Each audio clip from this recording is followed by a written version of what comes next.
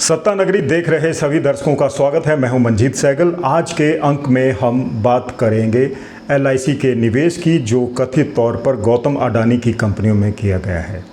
इस विवाद को हवा मिली है अमेरिका के एक अंग्रेजी अखबार वाशिंगटन पोस्ट की एक ताज़ा तरीन रिपोर्ट के मुताबिक, जिसमें कहा गया था कि जब गौतम अडानी को मार्केट में कोई भी कर्ज देने के लिए तैयार नहीं था, उस वक्त उनके प्रधानमंत्री दोस्त नरेंद्र मोदी ने उनकी मदद के लिए आगे हाथ बढ़ाया और कथित तौर पर एलआईसी से उनकी कंपनियों में निवेश करवाया गया। दावा किया गया है कि ये निवेश राजनीतिक दखलंदाजी और दबाव के चलते किया गया और जो अमाउंट कोट किया जा रहा है वो है 34,251 करोड़ रुपए से ज़्यादा, यानी $3.9 बिलियन।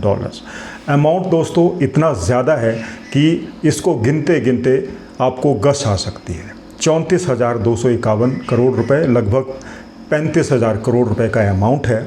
और वाशिंगटन पोस्ट की इस ताज़ा तरीन रिपोर्ट के बाद कांग्रेस को बैठे बिठाए एक बहुत अच्छा हथियार मिल गया है। कांग्रेस भारतीय जनता पार्टी को, प्रधानमंत्री नरेंद्र मोदी को लगातार कटघरे में खड़ा कर रही है। कांग्रेस का मानना है कि वाशिंगटन पोस्ट अखबार की इस रिपोर्ट के बाद अब प्रधानमंत्री और अडानी समूह के रिश्ते उजागर हो गए हैं। ये विवाद पहले भी उठा था जब एलआईसी में गौतम अडानी के बीच में इन्वेस्टमेंट को लेकर एक करार हुआ था और माना जाता है कि सरकार के दबाव के चलते ये निवेश एलआईसी द्वारा अडानी की कंपनियों में किया गया। 24,000 करोड़ रुपए का निवेश का आंकड़ा एक है और उसके अलावा जो दूसरा आंकड़ा है वो है 4200 करोड़ रुपए का, तो लगभग 35,000 करोड़ रुपए का ये आंकड़ा है। और दोस्तों ये रिपोर्ट एक ऐसे समय में प्रकाशित हुई है जब बिहार में विधानसभा चुनाव होने हैं। बिहार विधानसभा चुनाव में कांग्रेस भारतीय जनता पार्टी को, प्रधानमंत्री नरेंद्र मोदी को लगातार निशाना बना रही है। वहाँ पर भी एक विवाद उठा था कि अडानी की कंपनी को बहुत कम पैसे में एक बहुत बड़ी ज़मीन आनन फानन में मुफ्त के भाव दे दी, कौड़ियों के भाव दे दी गई। हालांकि इसका रिबटल भी आया था और अब जो ताज़ा रिपोर्ट आई है इस पर निश्चित तौर पर एलआईसी द्वारा अडानी की कंपनियों में किए गए निवेश पर सवाल खड़े हो रहे हैं। लेकिन वहीं एलआईसी की तरफ से बाकायदा एक रिबटल जारी किया गया है, एक क्लैरिफिकेशन जारी की गई है, जिसमें कहा है कि अगर अडानी की कंपनियों में कोई पैसा लगाया गया है तो वो बिना किसी सरकारी प्रभाव के लगाया गया है। एक बाकायदा बोर्ड बैठता है जिस बोर्ड ने इस इन्वेस्टमेंट की इजाज़त दी थी और इसे सही बताया था। और दोस्तों एलआईसी का रिबटल एक बार फिर साबित कर रहा है कि कहीं ना कहीं किसी न किसी रूप में, सीधे या फिर अप्रत्यक्ष रूप से कोई ना कोई दबाव ज़रूर था। और दोस्तों ये आरोप एक ऐसे समय में लगे, जैसा मैंने आपको बताया कि बिहार में चुनाव होने हैं और चुनाव की तैयारियां लगभग पूरी है और कहीं ना कहीं ये रिपोर्ट एक ऐसे समय में आई है जब कांग्रेस और भारतीय जनता पार्टी कई मुद्दों को लेकर आमने सामने है। अब ये निवेश पर उंगलियां इसलिए भी उठ रही है, दावा किया जा रहा है कि अडानी की कंपनियों के शेयर के जो भाव है वो गिर रहे हैं और एक अनुमान के मुताबिक एलआईसी को 1,000 करोड़ रुपए का नुकसान हो रहा है। तो सच्चाई क्या है? क्या सचमुच एलआईसी द्वारा अडानी की कंपनी में जो निवेश किया गया वो राजनीतिक दबाव के चलते किया गया, राजनीतिक प्रभाव के चलते किया गया, प्रधानमंत्री नरेंद्र मोदी के दबाव के चलते किया गया क्योंकि उनके रिश्ते अडानी समूह के साथ हैं? सच्चाई क्या है? क्या सचमुच एलआईसी को घाटा हो रहा है? कांग्रेस के द्वारा अडानी समूह, एलआईसी और प्रधानमंत्री के ऊपर जो आरोप लगाए जा रहे हैं उनकी सत्यता क्या है? दोस्तों एलआईसी यानी भारतीय जीवन बीमा निगम के निवेश को लेकर विवाद इसलिए है क्योंकि यह $500 बिलियन से अधिक के एसेट अंडर मैनेजमेंट यानी AUM वाली एक सरकारी कंपनी है जो करोड़ों भारतीयों की बचत का प्रबंधन करती है। जिन बातों को लेकर विवाद है उनमें सबसे पहले आता है एलआईसी का कुल इक्विटी निवेश जो कई लाख करोड़ रुपए का है। एलआईसी का दावा है कि दिसंबर 2022 तक अडानी समूह की कंपनियों जैसे Adani ports, Adani total gas, Adani enterprises आदि में उसका कुल इक्विटी और डेट निवेश एलआईसी के कुल AUM का 1% से भी कम था। कुछ रिपोर्ट्स के मुताबिक यह लगभग 0.8% था। आंकड़ों के मुताबिक 2020 से 2022 के बीच में एलआईसी ने अडानी समूह की कंपनियों में अपना निवेश तेजी से बढ़ाया उदाहरण के लिए अडानी पोर्ट्स में एलआईसी की हिस्सेदारी 2020 में लगभग 1% थी, जो सितंबर 2022 तक बढ़कर 9% से अधिक हो गई। यह वो समय था जब अडानी समूह के शेयरों ने बाजार में असाधारण वृद्धि दर्ज की थी। कांग्रेस और वाशिंगटन पोस्ट का आरोप इसी तेजी से हुई वृद्धि पर केंद्रित है, जिसे नियमों को दरकिनार कर दिया गया बताया जा रहा है।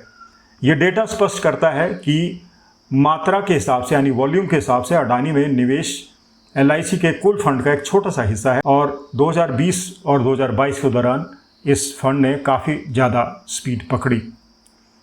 कांग्रेस के आरोपों और मीडिया की रिपोर्टों के तुरंत बाद एलआईसी ने एक विस्तृत बयान जारी किया है और सभी दावों को खारिज कर दिया।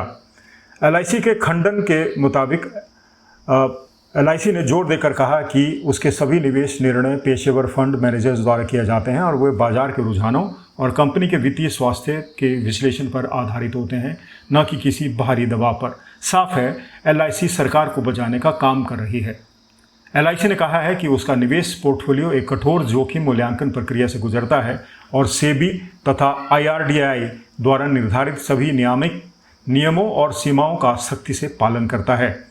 एलआईसी ने कहा है कि अडानी समूह में उसका निवेश, जैसा कि पहले बताया गया, उसके कुल AUM का 1% से भी कम है। इसका मतलब है कि किसी भी एक समूह पर अत्यधिक निर्भर नहीं है, जो कि जोखिम प्रबंधन यानी कि रिस्क मैनेजमेंट की एक महत्वपूर्ण रणनीति है। एलआईसी ने स्पष्ट किया है कि निवेश का एकमात्र उद्देश्य पॉलिसी धारकों के हितों की सुरक्षा करना है और उन्हें उच्च रिटर्न देना है। वॉशिंगटन पोस्ट की रिपोर्ट ने एक सनसनीखेज खुलासा किया है। नरेंद्र मोदी और अडानी की मिलीभगत में हो रहे महाघोटाले की एक और परत खुल गई है।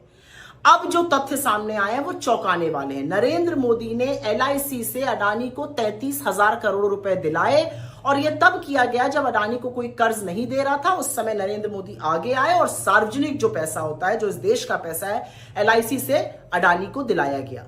ये जो सारा प्लान है 33,000 करोड़ रुपए एलआईसी से अडानी को दिलवाने का, इसकी रूपरेखा, इसका जो प्लान, इसकी जो योजना थी, वो वित्त मंत्रालय के डिपार्टमेंट ऑफ फाइनेंशियल सर्विसेज और नीति आयोग ने तैयार करी।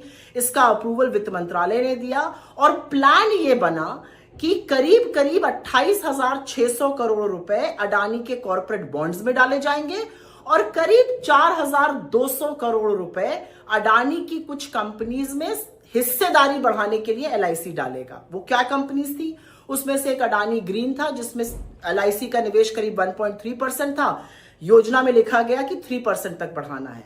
फिर एक और कंपनी थी जिसमें अंबुजा सीमेंट्स, जिसमें निवेश करीब 5.5% था, कहा गया 8% तक बढ़ाइए। फिर यह भी कहा गया कि जब थोड़ा स्थिति सुधरती है तो अडानी के गैस और अडानी के पावर ट्रांसमिशन बिजनेस में भी पैसा डालने के बारे में विचार किया जाए। यहां पर एक बात याद रखिएगा, ये वो कंपनियां हैं इनमें से कुछ जिसमें इंटरनेशनल रेटिंग एजेंसी फिच जैसी एजेंसीज ने BBB- की रेटिंग दी है, जो कोई निवेशक हाथ नहीं लगाता है।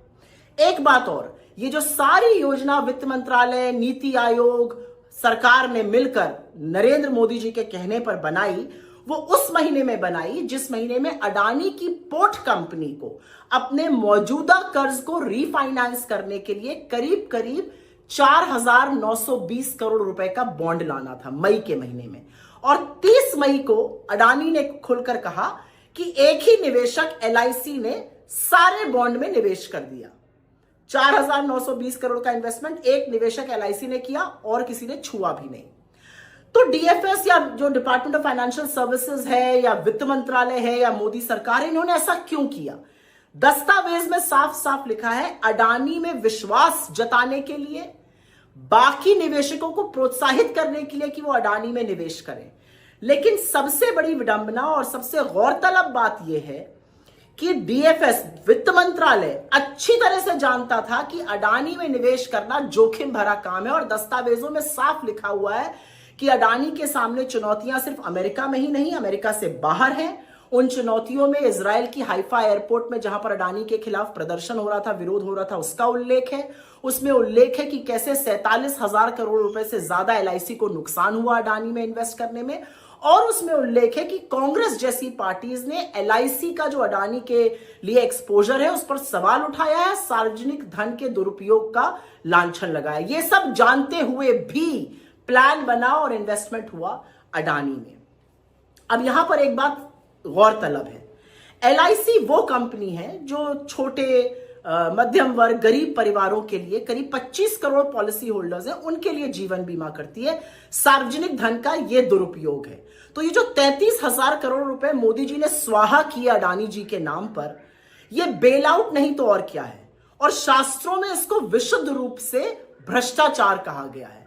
अब मोदी जी आप कितनी भी जलेबी बना लीजिए, मोदी अडानी महाघोटाले के किंगपिन, मोदी अडानी महाघोटाले के आर्किटेक्ट, सरकारी पैसे का दुरुपयोग, आम जनता के पैसे को स्वाहा करने का काम अडानी के नाम पर आपने किया है और अपनी आंखें मूंद कर आप जांच भी नहीं कराना चाहते हैं। लेकिन मेरा सवाल आज उन मीडिया हाउसेस से है कि क्या इतने बड़े घोटाले को देखकर एक शब्द फूटेगा, एक टिकर चलेगा, एक शो होगा, बहस होगी? अगर होगी तो अच्छी बात है, अगर नहीं होगी तो चरण चुंबक कहने पे बुरा न मानिएगा।